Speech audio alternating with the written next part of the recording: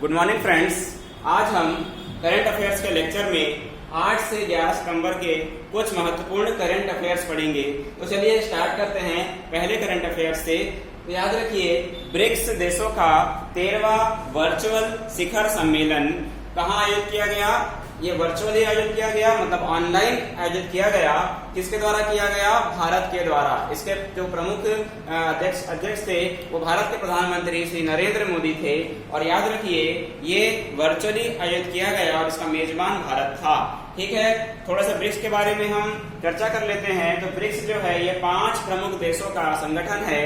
इसकी स्थापना 4 देशों के द्वारा, ब्राजील, रशिया, इंडिया और चाइना के द्वारा 2006 में की गई। और इसकी पहली शिखर वार्ता 2009 में हुई ब्रिक के रूप में। और 2010 में अगले शिखर वार्ता में साउथ अफ्रीका इसमें जुड़ा और इसका नया नाम ब्रिक्स पड़ गया। तो ब्रिक्स का फुल फॉर्म फिर से देखिए, ब्राजील, रशिया, इंडिया, चाइना और साउथ अफ्रीका।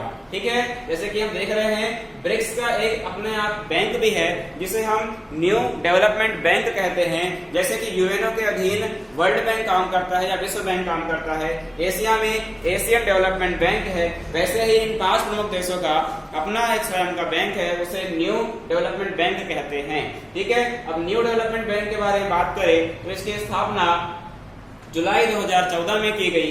इसका मुख्यालय शंघाई में है, जो कि चीन का एक प्रमुख शहर है। ठीक है, इसके वर्तमान अध्यक्ष मार्कस प्रेडो रोजियो हैं। याद रखिए, मार्कस प्रेडो रोजियो ये किस देश के हैं? ब्राजील के एक अर्थशास्त्री हैं।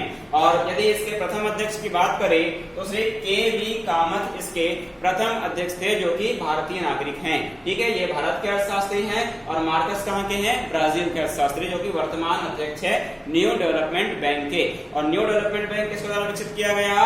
ब्रिक्स देशों के द्वारा। तो याद रखिए, ब्रिक्स देशों की अपनी 2-4 दिन पहले एक बैठक हुई जिसमें यह निर्णय लिया गया कि ब्रिक्स देशों में अन्य देश भी शामिल हो सकते हैं। इसके जो बैंक के शेयर है उसमें अन्य देश शामिल हो सकते हैं। और इसमें याद रखिए कि लेकिन एक शर्त है कि ब्रिक्स देशों का जो शेयर है वो 55% से कम नहीं होगा। यानी 55% ब्रिक्स देशों का शेयर, बाकी जो 45% है उसमें अन्य देश अपने शेयर लगा सकते हैं। जैसे कि अमेरिका है, जापान है, ऑस्ट्रेलिया है, ब्रिटेन है, ये कुछ बड़ी अर्थव्यवस्था है जो इसमें शामिल अभी नहीं है। तो चलिए, ये हो गया हमारा ब्रिक्स। और ये देखिए, इन सबके मैंने नेताओं के नाम भी आपको लिख दिया है ताकि एक चीज में सारी चीज समझ आए। तो याद रखिए, जो ब्राजील है उसके राष्ट्रपति है जायर बोल्सोनारो, ये वर्तमान राष्ट्रपति का नाम मैंने आपको लिख दिया है। रूस के राष्ट्रपति है व्लादिमीर पुतिन। तीसरा है इंडिया, इंडिया के प्रधानमंत्री श्री नरेंद्र मोदी। और चौथा है चाइना, चाइना के राष्ट्रपति शी जिनपिंग। और आखिरी है साउथ अफ्रीका, साउथ अफ्रीका के राष्ट्रपति सिरिल रामाफोसा जी हैं। तो ये हो गया पूरा ब्रिक्स के बारे में एक बैकग्राउंड और एक करंट अफेयर।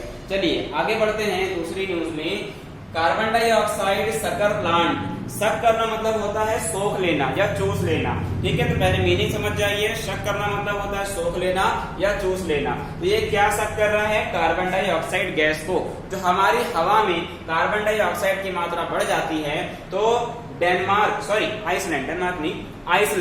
आइसलैंड देश में एक बहुत बड़ा प्लांट बनाया गया है, कार्बन डाइऑक्साइड शक्कर प्लांट या कार्बन डाइऑक्साइड सोखने वाला प्लांट। अब ये कैसे काम करेगा?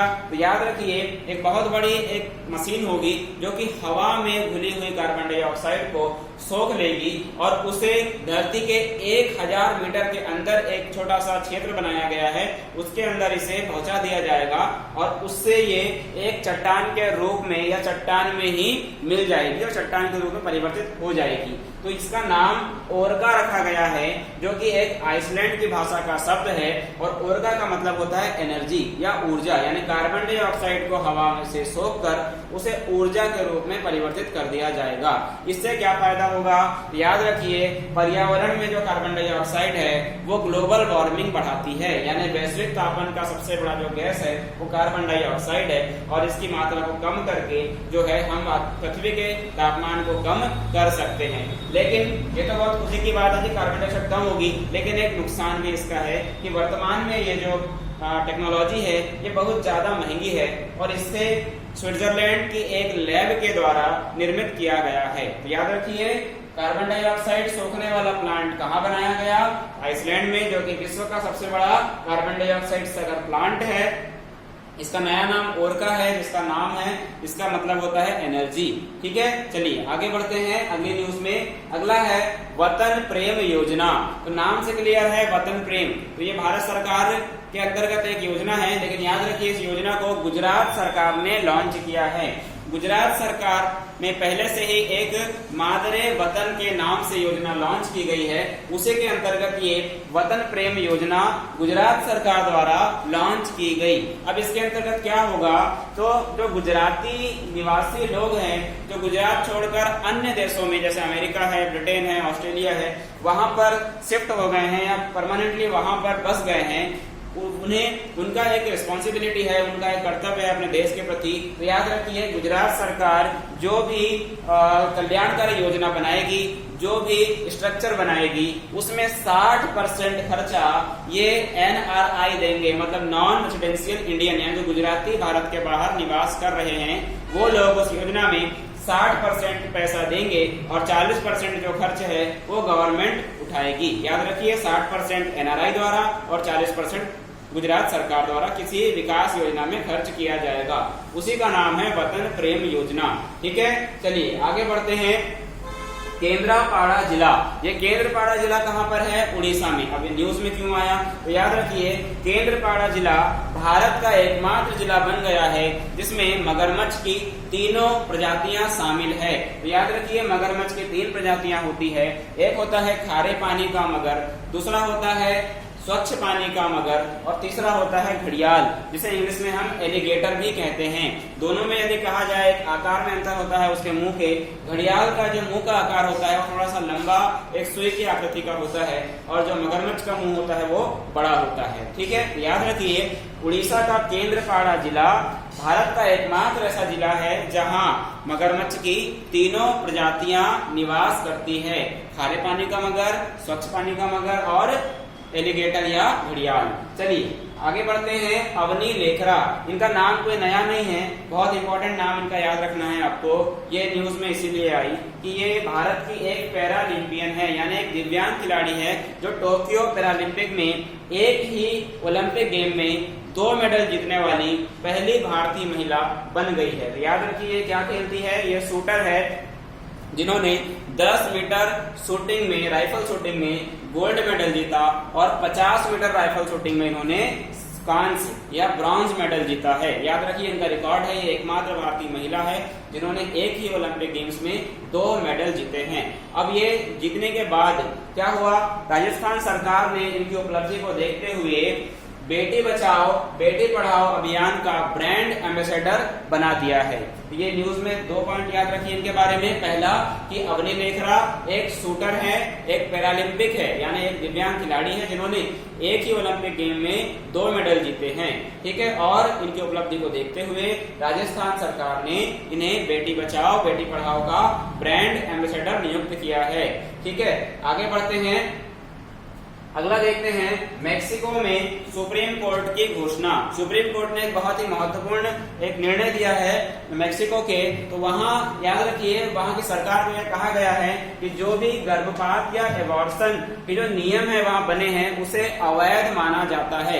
किंतु वहां की सुप्रीम कोर्ट ने यह कहा है कि यदि कुछ विशेष रीजन या कुछ विशेष कारणों से यदि कोई महिला गर्भपात कराती है या अबॉर्शन कराती है तो उसे वैध माना जाए, उसे किसी प्रकार का दंड ना दिया जाए। अभी तक के मेक्सिको में गर्भपात एक दंडनीय अपराध माना जाता था, किंतु अब जो है मेक्सिको की सुप्रीम कोर्ट ने एक निर्णय दिया कि विशेष परिस्थितियों में कोई महिला गर्भपात यदि कराती है तो वो असंवैधानिक नहीं होगा या इलीगल नहीं होगा, उसे लीगल कर दिया गया है, लेकिन विशेष परिस्थितियों में। याद रखिए। चलिए आगे बढ़ते हैं। तो याद रखना है मेक्सिको की सुप्रीम कोर्ट ने गर्भपात को अपने देश में मेक्सिको में वैध घोषित किया है।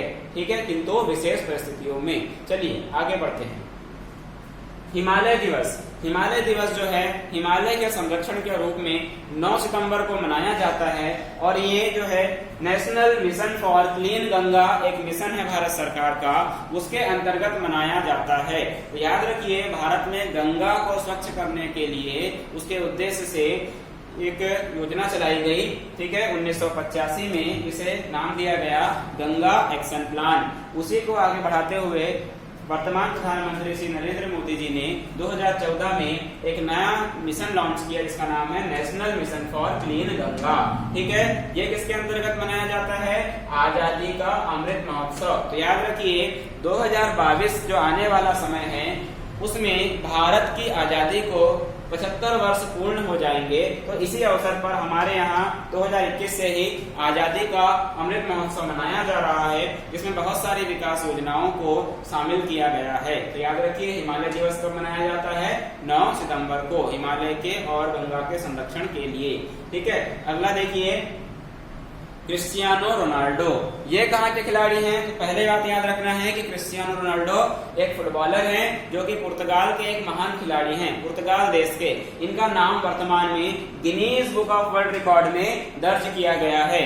तो ये इसका कारण क्यों किया गया? तो याद रखिए इन्होंने 111 अंतरराष्ट्रीय गोल किए, फुटबॉल में 111 अंतरराष्ट्रीय गोल किए हैं। तो इस उपलब्धि को देखते हुए इनका नाम Guinness book of world record में दर्ज किया गया। अभी कुछ 1 या 2 महीने पहले ये न्यूज में भी आए थे कि एक प्रेस कॉन्फ्रेंस में इन्होंने कोका कोला की बोतल को हटाकर लोगों को यह संदेश दिया था कि इससे अच्छा पानी पीना है।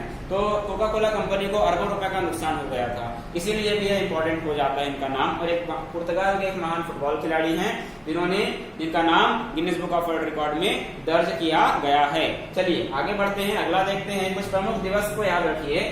वर्ल्ड ई व्हीकल डे यानी विश्व इलेक्ट्रॉनिक मोटर या इलेक्ट्रॉनिक व्हीकल दिवस। जैसे कि आप अभी वर्तमान में देख रहे हैं कि पेट्रोल डीजल जो है इससे 2 नुकसान है। पहला तो ये बहुत महंगा होता है, और दूसरा सबसे बड़ा नुकसान ये है कि ये वातावरण के लिए बहुत ज्यादा नुकसानदायक होता है। जैसे कार्बन डाइऑक्साइड, सल्फर, ये निकलकर हमारी हवा को प्रदूषित करता है। तो भारत सरकार ने पेट्रोल डीजल और जैसे कोयला, ये परंपरागत जो ऊर्जा स्रोत है, इनका यूज कम करने के लिए इलेक्ट्रॉनिक व्हीकल को बढ़ावा दे रही है। जैसे वर्तमान में अमेरिका की कंपनी है टेस्ला, जो विश्व की सबसे बड़ी ई व्हीकल कंपनी है, जिसके मालिक है इलॉन मस्क, तो वो सबसे ज्यादा ई व्हीकल बनाते हैं वर्तमान में। तो हमारे यहाँ भी कुछ लोकल कंपनियां है जो कि ई व्हीकल बना रही है, और ई व्हीकल को बढ़ावा देने के लिए देश में 9 सितंबर को इलेक्ट्रॉनिक व्हीकल डे मनाया जाता है। याद रखिए इलेक्ट्रॉनिक व्हीकल डे विश्व में 9 सितंबर को मनाया जाता है, ठीक है, विश्व में याद रखिए। अगला दिवस है आत्महत्या रोकथाम दिवस यानी सुसाइडल रोकथाम दिवस। सुसाइड यानी क्या होता है कि जब भी व्यक्ति अपने जीवन में निराश हो जाता है तो कभी कभी उसके मन में इस तरह की भावनाएं पैदा हो जाती है कि वो जीवन से हार गया है या कुछ नहीं कर सकता। ऐसी स्थिति में वो उसके मन में आत्महत्या का विचार आते हैं। तो हमारी जो आईपीसी का कानून है, इंडियन पेनल कोड, उसके अंतर्गत एक धारा थी, धारा 309, उसके अंतर्गत यदि कोई व्यक्ति आत्महत्या का प्रयास करता है और जीवित बच जाता है तो उसके ऊपर स्वयं को मारने के लिए केस चलता था। तो सुप्रीम कोर्ट ने 2015-16 में एक डिसीजन दिया जिसमें कहा गया कि जो व्यक्ति आत्महत्या के लिए तैयार हो जाता है वो वास्तव में अपने जीवन से बहुत परेशान हो जाता है, और जीवित रहने के बाद उसके ऊपर केस चलाना उसके ऊपर और ज्यादा एक तरह से नुकसानदायक होगा। इसीलिए वर्तमान में आईपीसी की धाराओं में से धारा 309 को हटाने का जो है प्रयास चल रहा है। तो याद रखिए आत्महत्या रोकथाम दिवस जो है ये 10 सितंबर को मनाया जाता है। और अंतिम है विश्व शिक्षा दिवस, ये 8 सितंबर को मनाया जाता है। तो याद रखिए विश्व ई व्हीकल डे 9 सितंबर, आत्महत्या रोकथाम दिवस 10 सितंबर और विश्व शिक्षा दिवस 8 सितंबर।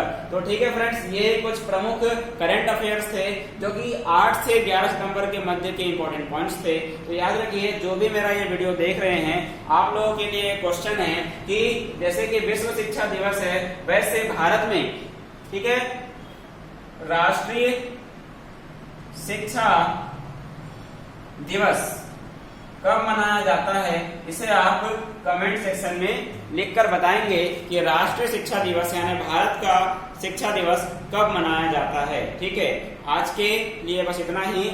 अन्य खबरें हम अन्य लेक्चर में लाएंगे। हमारा वीडियो देखने के लिए आप सभी का धन्यवाद। Thank you.